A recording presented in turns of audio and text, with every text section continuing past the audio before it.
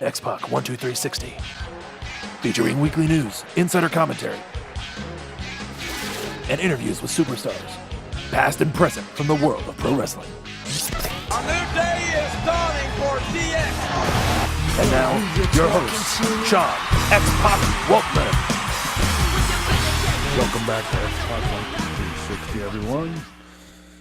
Joining us in studio right now, I'm honored to have him in studio. The greatest of all time, JR, Jim Ross. What's up, I thought you were talking about Jimbo. Yeah. He's the greatest of all time. Usually there's a whole team in here to give a big round of applause and all There for that him. shit. But I am good. As we record this, it's can I tell it's the day after the New Japan show. that's right. The marathon of 4 hours and change, including commercial breaks. Yeah. Very ambitious, but real fun experience. So I'm a little. This should be an interesting show. Yeah. Because I have my filters kind of wore out. Oh, that's how I like it. Mine's always worn out, Jim, as you all know. But hey, no, but I'm really thank you so much, Jim. It means a lot to me. We're not going to tell anyone you were already going to be here anyways. But I know I'm glad to be on your show, and especially see your setup here. Yeah. Because I've been, as we were talking before on the air, I want to build a studio in my home for my new podcast and some audio and video elements as well. Yeah. So this has really given me some wonderful ideas on what I could make my office look like. Yeah, I'm really, really blessed to have this studio to do the show in, and all the team and all the resources that I have here at AfterBuzz TV. But you have a show. Your show has found a new home, and it's on Westwood One. Yeah, April 11th. April 11th. We thought we would go down to New Orleans. I got my one-man show there. Slobberknocker Sessions is on Friday morning, April the 6th. Yeah. Getting in town, I think on Wednesday, and taking all the stuff in.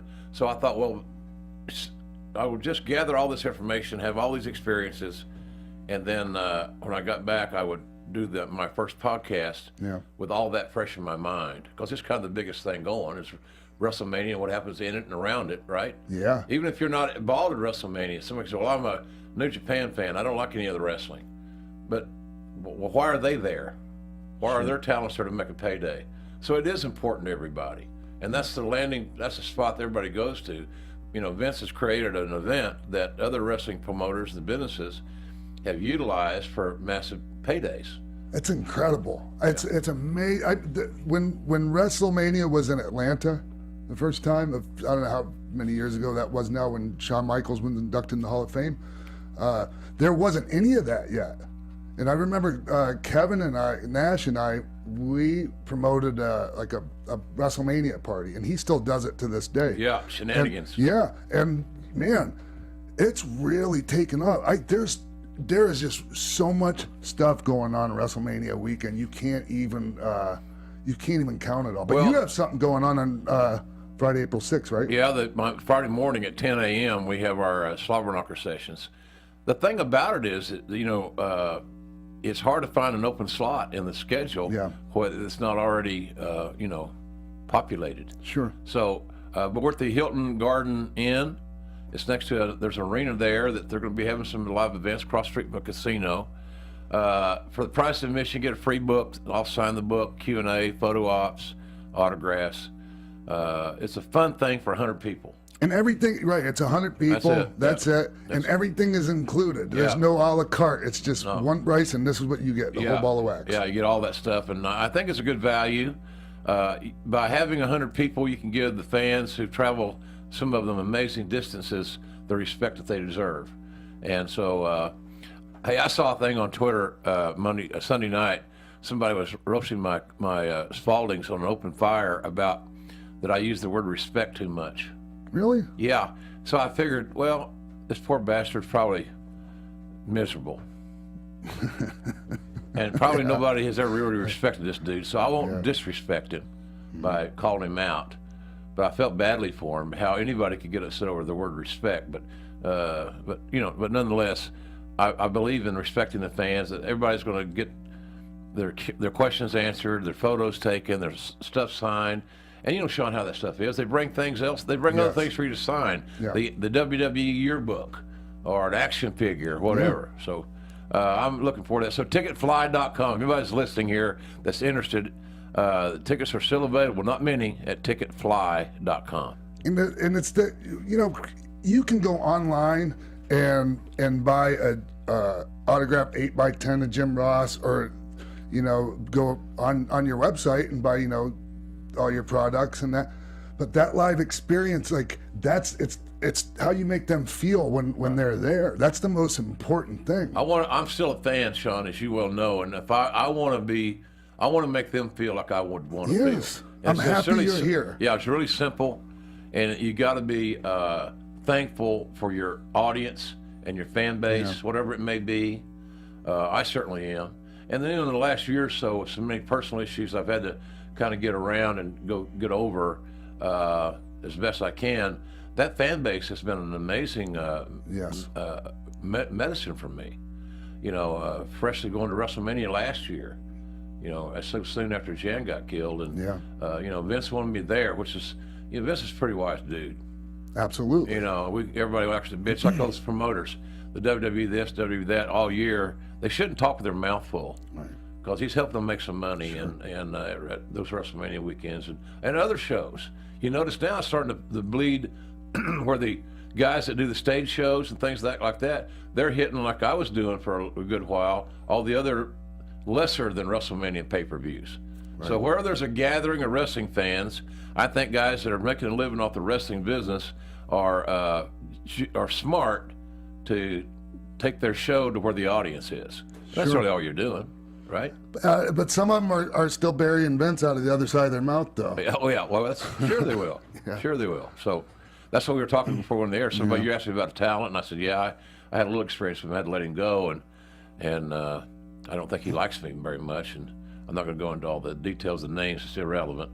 But it was easier in that era for talents to get pissed off at me publicly than to get pissed off at Vince, because they knew that the Vince was the wrong bridge to burn. Sure. If you're not just a dumbass. And Jim, obviously we have to have someone to blame besides ourselves. Yeah, right. Is that true? Yes. Yeah, don't look in the mirror here, folks. Hey, I can tell you this, on my book, Slobber Knocker, My Life in Wrestling, still doing great. We're really proud of it. And I'm proud I finished it in spite of Jan passing away, so at the midst of it. But it's a labor of love, man. This whole thing that we're doing, this wrestling thing that we do, that you do and I do, whether it be podcasting or stage shows or whatever, man, I can't get enough. And I really, Sean, in the last year, I don't need a telethon. Right. I don't need a fundraiser. I don't go fund JR. Nothing. That's silly. I'm being facetious, but it's just not there. But what I needed was people. Yeah. I needed to extend my arms and embrace more people, and only the people that were positive. So when you get to be my age, you're a crotchety old bastard anyway, and some people think that my time has passed. And in their view, they may be right. Hell, I don't know. That's their opinion. I don't think that, but that's irrelevant. Yeah. But man, I can tell you that having that support mechanism of the wrestling fans, for me, it's been a lifesaver. And when that happens, I think that a lot of people, their natural instinct is to isolate. Yeah. A lot of people. I'm not sure if that was you. I had moments of isolation, but I didn't like how I reacted in the isolation. It's not a good. It was thing, not the options that I started going through were not good ones. So I just wanted to be busy, and I like I love my work. It's not really work to me. The New Japan thing was a fun show. It was long, it's challenging, but I enjoyed the experience. It's new, and that crew that we work with, that was their third pro wrestling event I think they've done live. Access TV. Yeah. Access TV, and we do the voiceovers on once a month, and the show airs on Friday nights at 8/7 Central for Access. You were talking about watching it on the Sling app. Yeah, I watched mine on the Sling TV thing. I watched mine on DirecTV channel 340, but I'm having fun doing that show. And I know one thing: their fans are very passionate. I'm very passionate about helping build their brand that I think some of their diehards don't even have a clue about. Sure. But Access TV's done a great job in helping put that brand on the map. Sometimes I think some of the diehards don't want it to be spread to a larger audience. They want to keep it to themselves. You might be right. I swear to God, it seems like that sometimes. It's like, no, this is our thing. Like, yeah. Well, that's like, they look at some of those diehard folks, and I can get it. I understand where they're coming from. I'm not mad at them. That they're loyal to Kevin Kelly and Don Callis because they're the New Japan World guys. They're the guys that hear most often. They're the guys that have the opportunity to be there on site. Sure. So I understand that. And they do a really good job. They do a fine Excellent heck job. yeah, absolutely. But at the cost of gut and quartering Josh Barnett and me. Yeah. Really? Is that your axiom of the day? We're going to go on a mission. We're going to start a petition to make sure that Ross and Barnett don't call him more matches. Is that really where they're directing their energy? Oh yeah, that's amazing. That's what I'm saying. Yeah, that's the point. That's the point. Really, this is a high line item for you here today, right? How about paying your taxes or your quarterlies or being a better son, husband, father, whatever? So I don't know. It's fun. I enjoyed the show. Let's talk about that, about the show, It was Jim. a good show. I thought I enjoyed it. Did you watch it? What did you think? I enjoyed it from home. Yeah, good. I really did. I was mentioning to you, I thought that the first show they did in Long Beach in the smaller venue, it came like aesthetically didn't look as good, but like the atmosphere seemed livelier and more at a fever pitch because obviously the smaller buildings they hold the Noise. sound more. Yeah, you're right. That was the only thing I noticed, and that's really like one of those things that I don't like. Boy, that's really nitpicky because it looked really good. I really enjoyed. I thought you guys did excellent on commentary. Oh, thanks. Well, we tried. It's a tough thing. Here's what you have sometimes. You have matches, some matches, and this doesn't make them bad. So if somebody's going to misinterpret this from the start, I guarantee you. Some matches don't have a common denominator. Some matches don't have a tent pole that you can build around. Yeah. And people, what does that mean? It means Matt Jackson's back was injured. It's been injured for a good while with their last go-around with the Show and Yo for the junior titles. But that was a tent pole. Yeah. That was a major facet of the main event was Matt Jackson battling through courageously a bad back. And so it had a theme. So, unfortunately, in the business today, I'm not just talking New Japan, but in the business today, so many matches are more about getting their elements in than the elements being connected and telling a story. They're just indiscriminate individuals. You could pick these moves and put them anywhere in the match, and they mean the same. They're For dynamic and you still got it, and nobody wins or loses from it. Yeah. Yeah, when that happens, when it's done like that, you get the pop for the move, but then the heat, the reaction's not sustained. No. Like it goes back down to, Goes like away. Yeah, it goes away. So flatline. It was hard. It was a challenging show to call from mainly just physical things. You're sitting out there. Gosh, I don't know how long we were out there, but we were out there like 30 minutes or 45 minutes or hour before the show started. Did you stay out there the whole time? Yeah. So remember what I asked you on your show last time I was on your show? No bathroom breaks. Yeah. We're How'd that darks. go this time? Good. I just quit drinking water early in the afternoon and got my dark suit on and a little bit of security.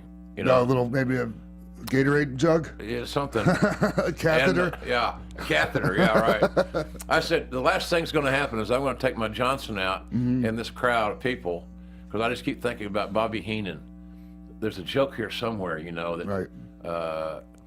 It's just how Heenan was. He'd find the most obscure thing and you'd catch you with it. Sure. Outsmart you. So, but I enjoyed the shot.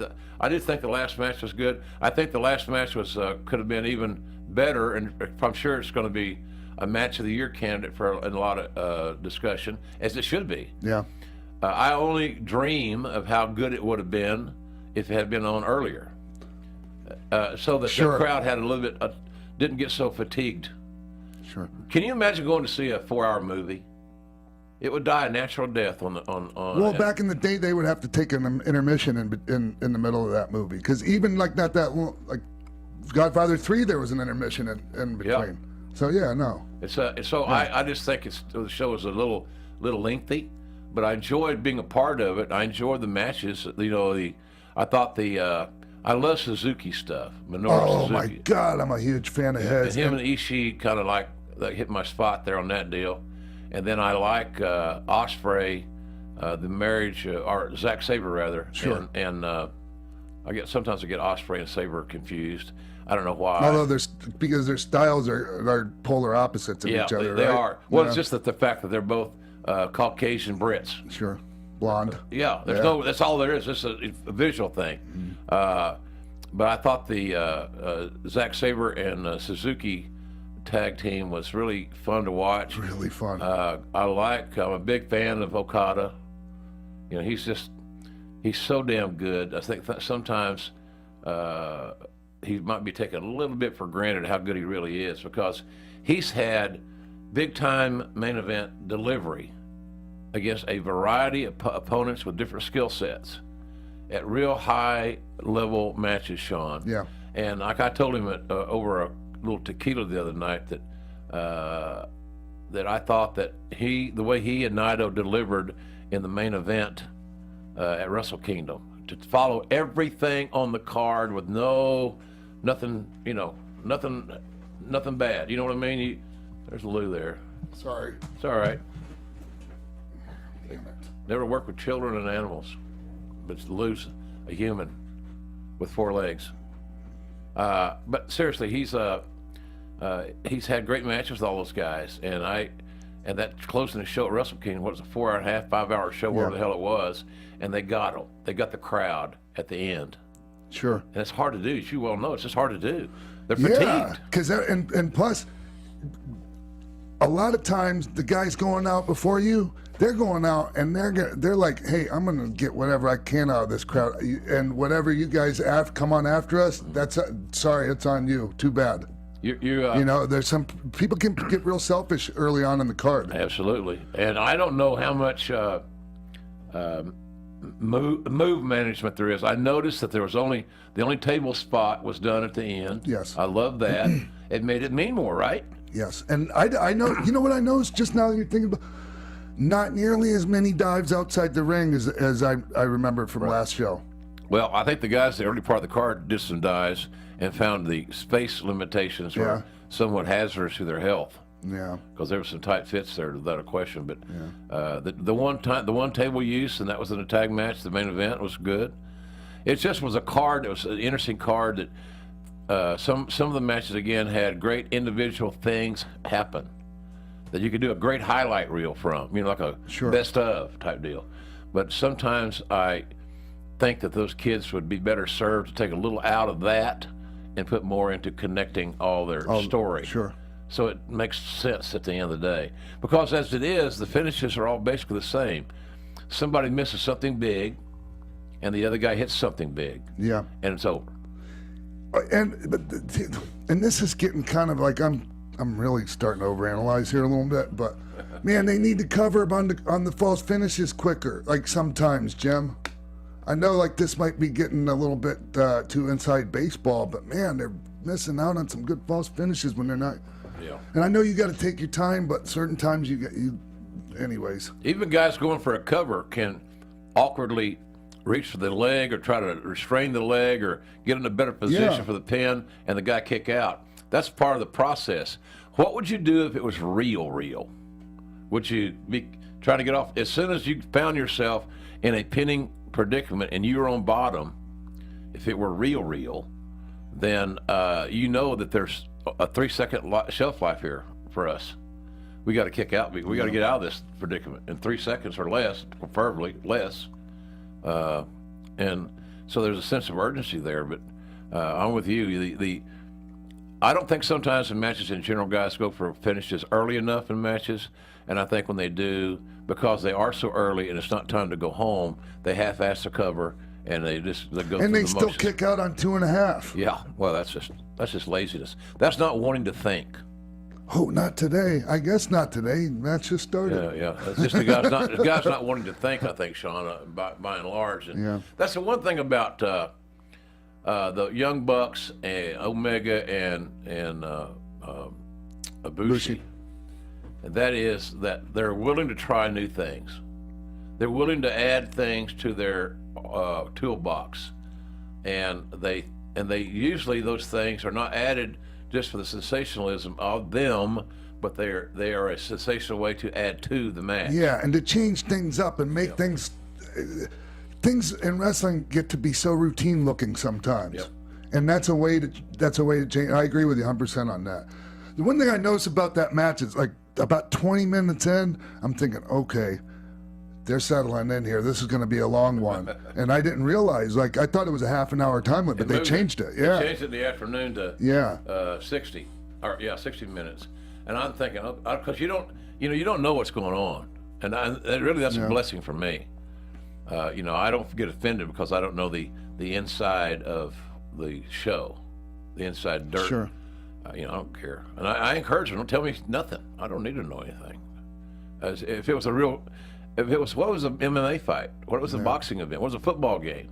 Yeah. Hey, Jim, so I'm sure you've talked about this on more than one occasion, but the difference between doing the play-by-play for New Japan and doing it for WWE. Well, the thing about doing it for WWE is that you have every whistle and bell, every amenity, everything that you could possibly ever need to make your job better and to have a better chance at success in that respect. I've never worked with a better group of guys than I work with at Access TV. Guys that you would want to always keep in touch with, kind of guys, and be around. Good people, but it's a limited budget. They're not spending the money on the TV side. That's not their expertise. They do a great MMA show, about 40 of them live a year, or maybe more, on Friday nights around the wrestling show. So, do you have anyone in your ear telling you No. things like you do for Vince? I have Danny Zach is our producer, and he's one of the hardest working guys I've been around, and he counts me in and he counts me out. So we know he counts me in from breaks and then out to the break, and then that's it. Now, if I mispronounce a name, which happens, he'll mark it down. They'll go back and do what they call a wild line and fix it. Yeah. But he's not telling me that's a headlock or this is this. Now I have plenty of notes. I have a little inner circle of guys that help me with notes on New Japan that are really good. They live it. Sure. And like backstories and things like that of the different guys. And who impresses you the most? Like, I know I'm jumping around here a little bit. Who impresses you most on New Japan roster? Japanese guys. Japanese guys? Yeah. Well, Okada's my guy because I just think he's anytime you get a 6'3", 30-year-old kid that's got great looks and the charisma's natural, organic, that's a big thing there. They got several guys I like. I like Godo. And I'll tell you why I like Godo. And I missed this on the air, and that's another gut and quarter. Here's it shows you how unobjective people are. I compared Godo to Bret Hart. That's right. Because I felt like Godo was underappreciated, like Bret was at times. He was extremely fundamentally sound always. Bret's always that way. So I looked at it as a compliment, but then some people took me to task on it. But I like Godo. I got that comparison immediately as soon as you said it. I like Minoru Suzuki. Reminds me of one of the great villains ever. Yeah. I've said on TV, I think he could be a great Bond villain. His facials are about as good as I've ever seen. He's amazing. And just the fact that he's in what people would consider the twilight of his career. Yeah, he's 40. Yeah, he's 50. Yeah. Yeah, and I don't know if you know Fujiwara. Do you remember him? Yeah. Suzuki reminds me of a heel version of Fujiwara. Wow. Yeah, Fujiwara was amazing. Well, anyway. he's had some good matches. He sells just enough. He doesn't not sell. He doesn't do the no sell. Now he'll do some things where he'll no sell, but like getting chopped or something like that, But his intensity is amazing. His manipulation for submissions, it's just it's awe-inspiring how good he is. And we were talking about Yano earlier. Yeah. And he was in that tag match with Killer Elite Squad. And like those guys, you know, Lance and Harry Davey Boy Jr., they take themselves really seriously. And I was pleasantly surprised that they worked that well with They did a good Yano's job. stuff. Well, here, you know, they're smart enough to see that Yano was over. Yeah. Yano was probably the most over guy to that crowd on Sunday night as anybody in that match. Yeah. Quite frankly. And he knew what to do in there, and he was doing it. And he less is more, Yep. right? And everything he did had some significance.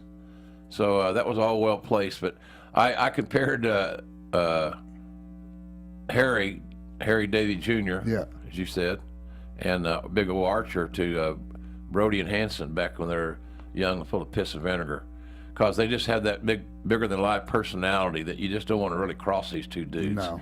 I get this pro wrestling, I get that, but still, I don't want to walk into the Ribera Steakhouse and call them out. Yeah, and honestly, like Harry, I'm not sure why he's not just doing MMA. That guy's an animal. Freaky. And Josh, Yeah.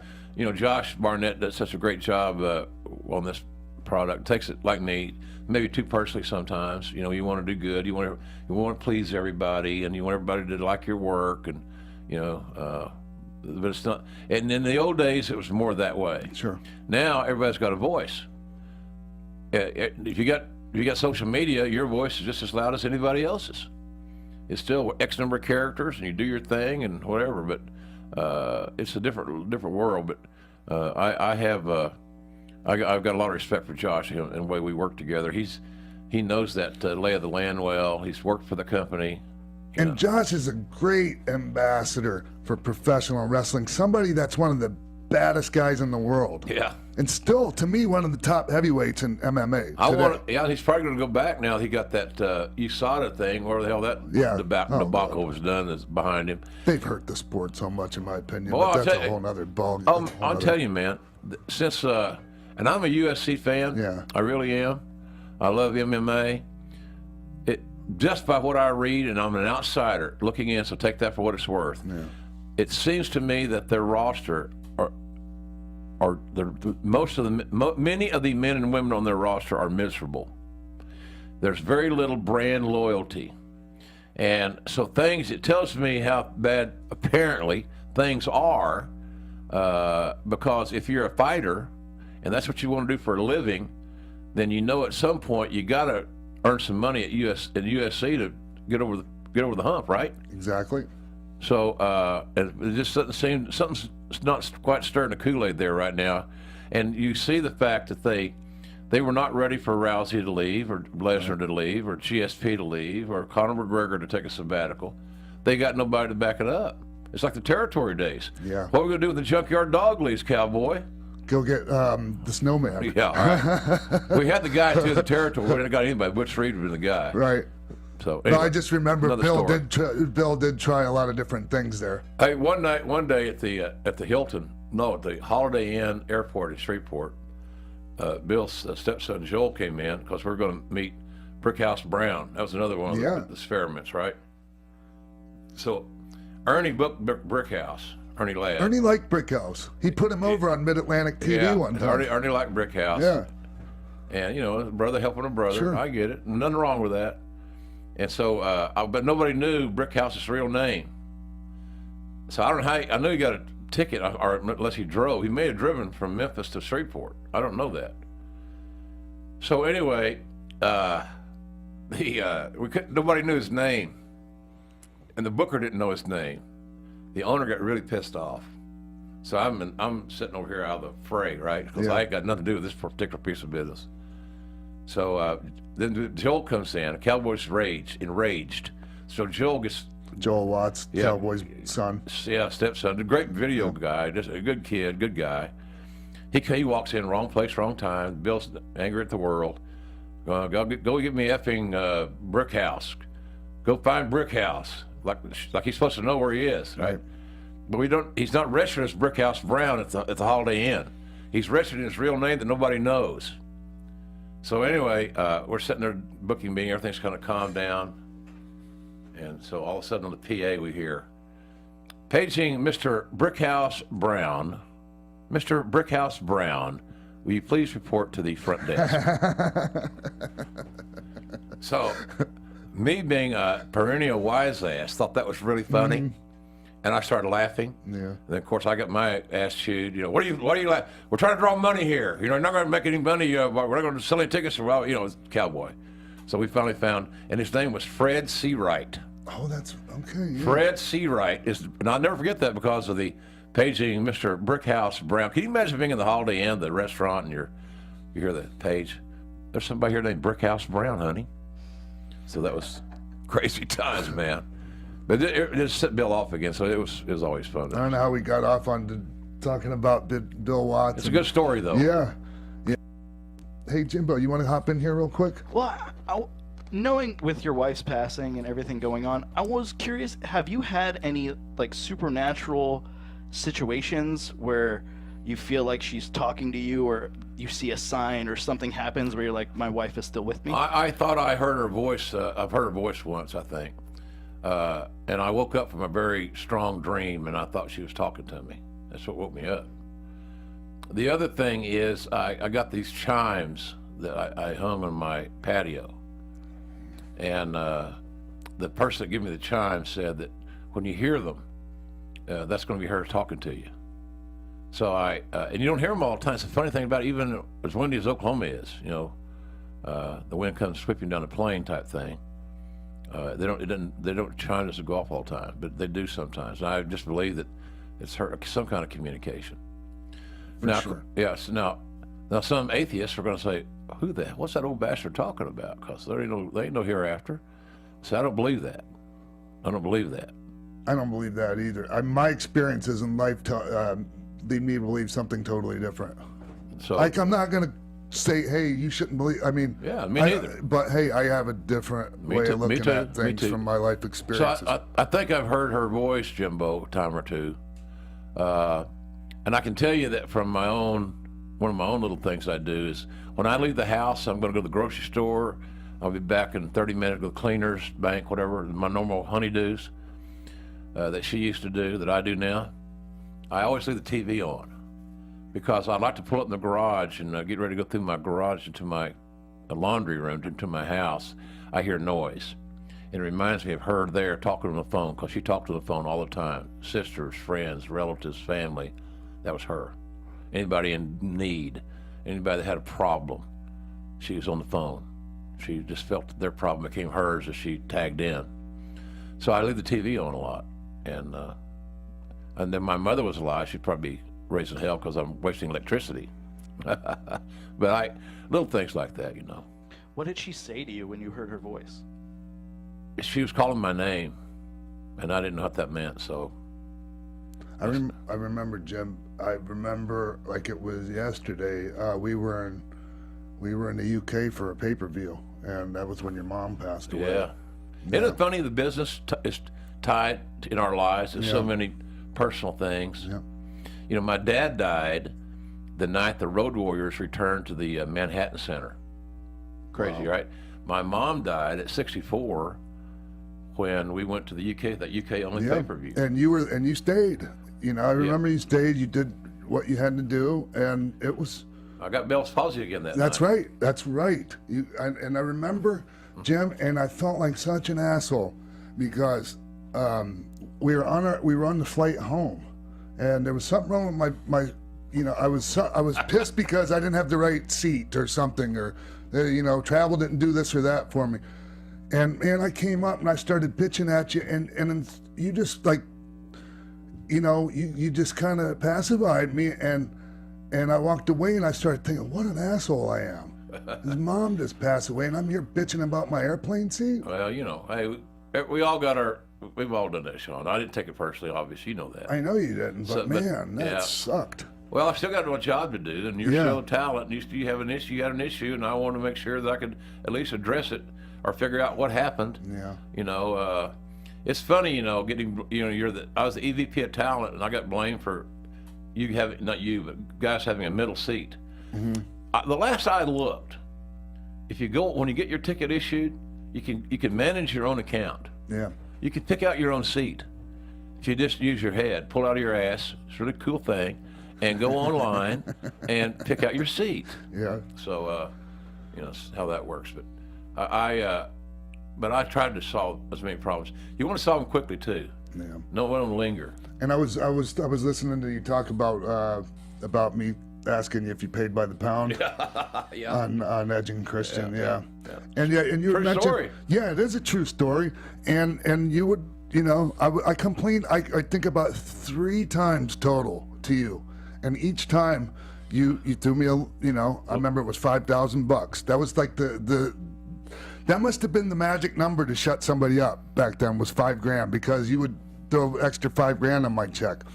Except for the one time, it was Scott, Kevin, and I versus Hulk and Hunter. It was like a handicap match at Meadowlands. Huge house, biggest house they ever had there, live gate. And I got my check, and my friend, we always told each other what we got, and so they were like, "Hey, we got $8,000. What'd you get?" And I got they got $12,000, and I was like, "Well, I only got 4." Oh my God, I was so pissed. I called you, Jim, and we had a discussion about it, and I wasn't even wanting, the same amount as them. I just thought I deserved more. I got a check for $8,000, man. I never forgot that. And you said this to Edging Christian. You said, and because of that, he's intensely loyal to me, and I am, Jim. Yeah, good. 100%. Well, that's what the business was always about, that loyalty, taking care, and the thing about guys at wrestling administration, they're generally former wrestlers, in some form, and they generally have ego issues where they don't want to admit they made a mistake.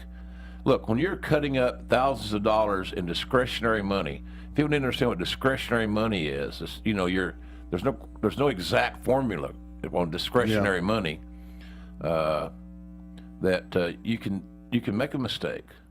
And I'm human. I handled a lot of money, man. Yeah. There's a lot of guys that got very wealthy on our payroll during my time. I did well. One time, I probably mentioned this on something. You had some 7-figure years there, did you not? I had a few, yes. And one time, you called me up and took some time out to call me up and tell me, look, you're going to be running into a substantial amount of money here coming up, and I really want you to, maybe think about, getting some financial planning and make sure this is all, taken care of. That meant a lot to me, man. Meant a lot to me, and I did. That doesn't mean I have any of that money left. It's good. But but look, wouldn't you say that if there's any young wrestlers that listen to your show, and I'm sure a lot of them do, and as they should, good tutorial, good information, always. Everybody should have a plan, man. Yeah. If nothing else, figure this out. You're an independent contractor. You don't get withholdings. You get a 1099 to pay your taxes. Therefore, by getting a 1099, you are obligated to pay your tax contribution quarterly.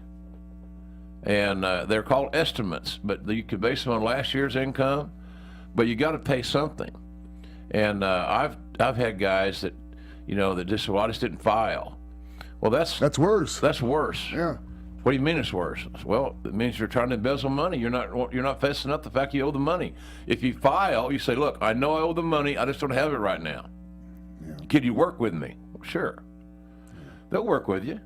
But you got to have a plan, and that's the thing about that deal is that, I tell guys all the time, there's no reason with some of these dudes right now in WWE, if they stay, now the system like it is, a good 10 years of regular booking, you should be able to make enough money to live comfortably. Sure. Yeah. 10 good years of bookings, where you're in the pipeline, you're getting action figures and shirts and merch, And if you make it through those 10 years, you should have a name built up enough that you can keep on making a living off of wrestling Absolutely. Forever. Yeah.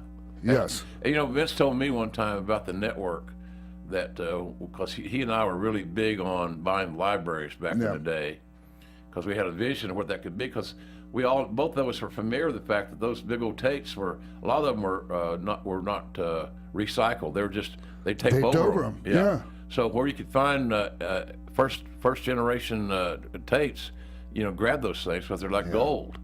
And so they've done that. And so he told me one time, he said, JR, that crazy idea that we had about the WWE Network is going to make you immortal.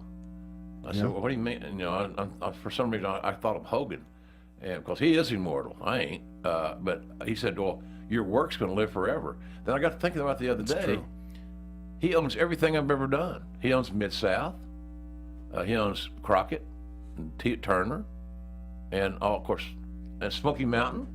That's right. Yeah. Owns it all, which I got no problem with, because that way I know it'll have a home. It'll be curated nicely. Absolutely, man. Yeah. And guys that, it's just I guess get. But how about the guys that are like, hey, where's my cut? Like guys, their stuff is on the network, and I understand where they might think that, but like, okay, so every quarter do you want your $2? Yeah. Because I mean, honestly, be happy that you're. I know some people aren't going to be happy with the way I'm saying this, but should be grateful that there's a place where people can go watch you wrestle, like watch your stuff. Yeah, and it keeps you. It makes you. Yes. It makes you also able to market yourself. Exactly. Like at Comic Cons or Wrestle Cons or whatever. I'm going to do an access appearance on Saturday at WrestleMania weekend for WWE. I know you're going to be down there doing some stuff. I'm doing mine. I'll be at WrestleCon 10 to noon, and WrestleCon I'm going to be there on that Saturday from 1 to 3. I enjoy going to those events because it's one of those deals, Sean, where I, at this stage of my life, really enjoy catching up with people. Yeah. Seeing them, especially those that have kids that I knew when the kids were little, and now they're not so little. Sure. Just stuff like that, normal stuff, family things. So I have a great time at WrestleMania with all the activities, and I'm hoping, I don't know, but you hope that I'd like to get a cup of coffee for a match on Sunday. Oh yeah, you'll be on something. Well, it's huge. 100%. Yeah. I mean, you'd think that, there's so much material to produce that maybe they could find a spot, and I think so. So I hope so. That's not well, he's sure looking for another payday. It's not a payday. It's not about the payday. Exactly. Right. It's about being on the card at WrestleMania, man. And being included and being part of the deal. That was the coolest thing in the world. Me coming to work for Vince in '93. My first live event was WrestleMania 9, and that's a hell of a way to break in. I came in the next day. Did you really? Yeah, in Phoenix. Phoenix, yeah. Yeah, I had a tryout match with Louis Spicolli. Wow. Yeah, we killed it. I was so grateful I had Louis as my opponent. Louis was a underrated guy. Pretty good hand. Yeah. Radford. Yeah. I didn't like that name much. I didn't either. Shawn Michaels, God, Shawn could be so honoring, man. I remember when right after Louis got that name, or Radford. Yeah. Shawn was going through. I'm changing my name to Mike Michaels. No, Shawn Shawners. So he had about a Z in that. Just driving Louis crazy because Louis think, that's bad, isn't it? No, if they call me Mike Michaels, I wouldn't mind. Don't you just call me that, Mike Michaels? Just hear it. Oh man, Jim, we're 42 minutes in, and I think I could keep talking to you forever and ever, but let's do it. Let's save it for yeah. I want you to come to my new show. Remember, podcast 1 is no longer for me, and I am excited about Westwood One. There's a lot of they're owned by Cumulus. They got over 400 radio stations. Westwood One is a major player in the sports world, and I always had a desire to try my hand in a mainstream sport, either as an analyst or a contributor or something. Yeah. I love radio. The Cumulus company's huge and successful, and I met the folks that we're working with are just sweethearts. Yeah. And boy. And they really want to put wind behind our sails. Like, there's so many things that that I've. Okay, commercials they're going to put on everywhere. It's just going to be great. They're hustling some really good sponsors for me. Like I said, we're going to be able to do updates in the week. When some breaking news, I can break in with another piece of audio. We're going to perfect a video component with it as well, much like your situation here. So I want to be more influenced with fan participation. So it could be a question of the week or this, some things like that, to where the audience that listen to us actually see that their contributions are making air. Yep. So and by being at home and not having to get in my truck and drive to another place, I think I'll be a lot more creative. It's just I'm there. It's my comfort zone. Sure. So why would you want to do it in your comfort zone? That's where you're happiest. Yeah. Are you how do you feel like about your traveling schedule right now? Do you think you have a pretty good balance? Would you like to travel more or less? Well, I think it's pretty good balance. You know, we got we're going to go to the UK at the end of June for a week, I think, or 10 days. Dates getting finalized on that. I got a couple other pretty significant trips coming up. Yeah. And then, of course, you know, the WrestleMania thing's big. And we got, the King and I are going to do some shows this year. We've been talking about doing that. You know, we get older and older. And while we still aren't, neither of us are in adult depends, and we can still put sentences together, I think it's important that we share our experiences to an audience that understands, you know, what we did, what we contributed, who we were in that era. So JR and the King going to do some traveling shows, and we're going to start those in the next few months. And we got some big plans for that too. So I just think those Q&As about the Attitude Era and our experiences together will be I don't think you will be able to replicate it, because we're the guys that had that experience. Sure. It was about us. Yeah. So and you know, it's always fun, and that was a hell of a time, man, to be in the business. Everybody made some money, and it blew up, and the company went public, and everything got rolling, man. Yeah. That roster, that Attitude Era roster that we all contributed to, was major foundation building blocks for WWE as it's known today corporately. Sure. Yeah. It's good stuff. So I'm happy with all that. So it's going to be fun, man. One thing real quick I wanted, and it's just made me think of this, it was the whole Attitude Era thing, and you know, how the products evolved, and I think that's a good thing that it's evolved. Sure, me too. You know, like, okay, all the corporate sponsors that are you know, able to have relationships with, you know, all kinds of things. But the behind the scenes, the lifestyle of the wrestlers has changed, Jim, and I'm so grateful for that. Me too. You know, and there's a mentality, like, okay, the outlaw spirit maybe isn't quite there anymore, and that was a big, I think, thing that was attractive about wrestling. But I'll take it, and I've said this a bunch of times, I'll take my friends being alive over that any day. And there are certain things that were accepted in our wrestling culture that I just needed to die. Yeah. You know? Yeah, you're right. No, it's the fact that WWE's making money, a lot of that's passed on. Obviously, so much that's passed on to the talent in the form of pay, but also in the form of care. Yes. You know, I don't know how many rehabs they sent people through, but it's got to be the millions of dollars. I've been to 3. And they're not cheap, right? No. And so they keep helping people, which is so admirable. So the care that the guys and the women are getting is amazing. I like the fact that the corporate side of being more objective as far as hiring talent. I know a lot of old school guys are not crazy about so many women being around. I love it. I think it's great, and especially the fact that they just don't have any women on that roster. They got some studs. Excuse the pun.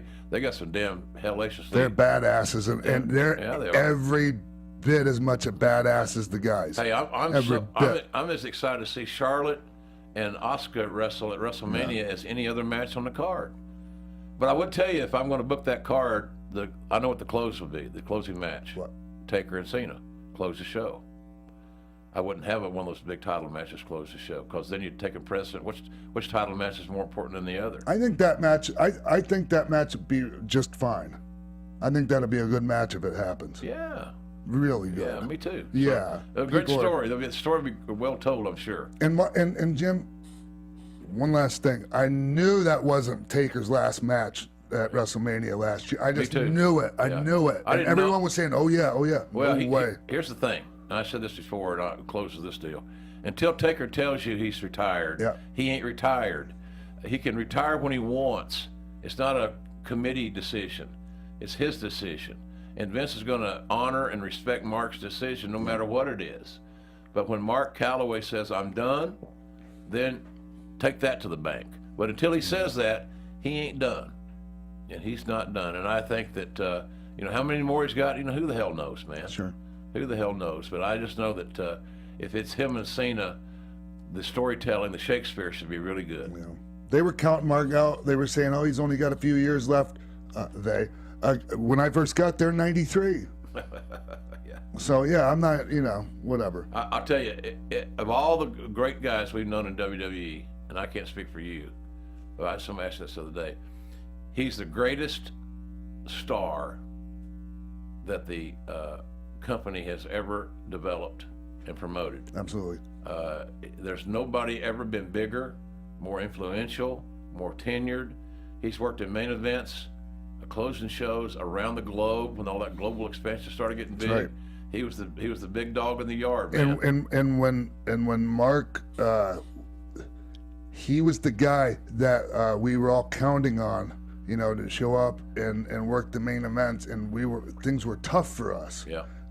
Business was tough, and he had cracked ribs and a crushed orbital socket, and he still made the towns because we needed him. Yeah, he's a man's Never man. Forget that. He's John Wayne, man. Yep. It's John Wayne, no doubt about it. So it'll be good. See, and that's why both of you and I both embraced the WrestleMania weekend. Yeah. And I can tell you one thing: if I was a little fat kid in Oklahoma and I had a chance to go down to WrestleMania weekend as a kid, as a fan, Yeah. I'd have got there somehow, some way. I got to pull this off. Whatever it took. Whatever it took. Exactly. Anyways, love you, Jim. You too, buddy. Thanks for All having me right, on. man. You're killing it, and I'm proud of you. Thanks. All right, we'll be right back here on X-Pac 12360. Welcome back to the show. I want to thank Jim Ross. Everyone calls him JR, but I've always just called him Jim. Forever. I don't think I've ever called him JR once. Maybe, but anyways. You just did now. Yeah. But I think the world of Jim, and I think he does me too. That's why.